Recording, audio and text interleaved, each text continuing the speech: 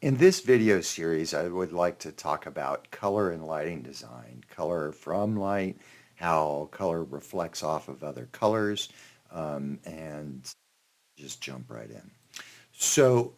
In this series, we'll review how we see color.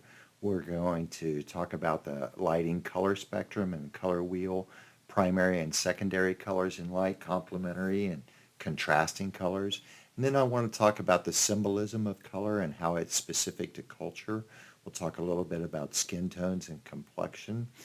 Color is very personal. We have very specific feelings about it. Some are affected by society, and others are just preference. So everybody has their own color ideas. And then we'll talk a little bit about LEDs and how LEDs are affecting color space. Right, so we'll jump right in here to the visible spectrum, right? So daylight, our sun produces all the color spectrum together, and that color together creates white light, or what we perceive as white light. When it strikes a colored object, like an apple, it uses only the red color spectrum, like my laser pointer, right? And it reflects the red light from the object into our eyes, right? All of the other colors, the blue and the green, they are absorbed by the apple, right? So the idea of reflecting color, right? So let's talk about color travels or light travels as waves of electromagnetic energy, right? The longer waves, right, are the red spectrum, and the shorter waves are the blue spectrum. And as we move past the visible spectrum, we go into infrared, which is heat, right? It keeps your hamburger warm at the fast food joint, and then ultraviolet, where we start to think about black light. So the color spectrum, right? The color spectrum is often described as a wheel, right? That it's circular, which is fine, and it has its uses. I would like to shift that a little bit, and the color spectrum is actually linear.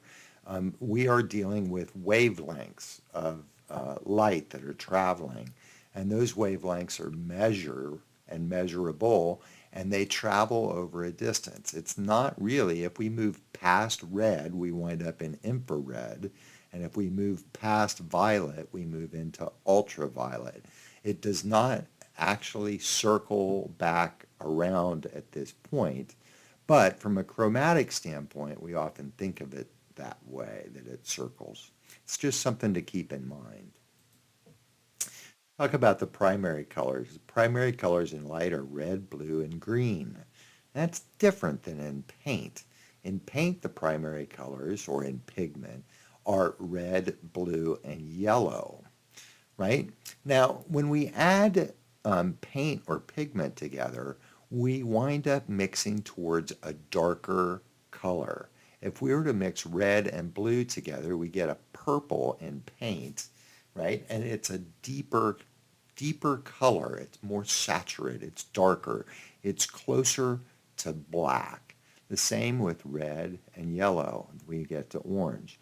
If we mix all three of the primary colors in pigment together, we get black, right? Or a version of black, something that's very dark.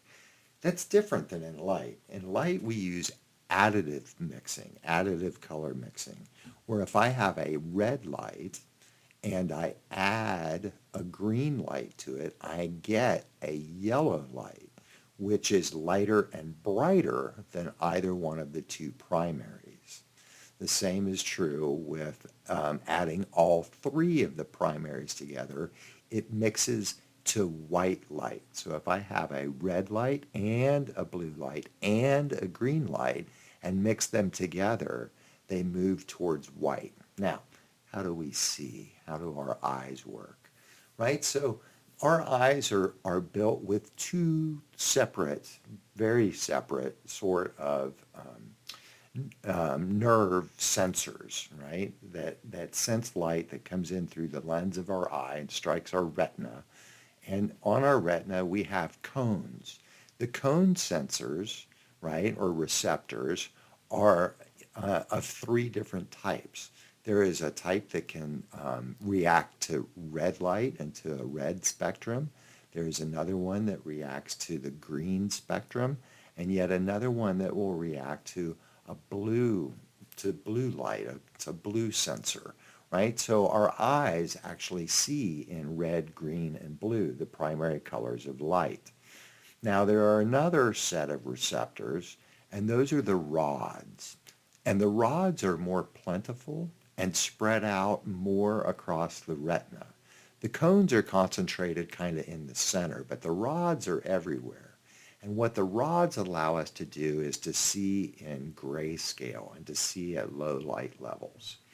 And that I will be back in a few minutes with some more.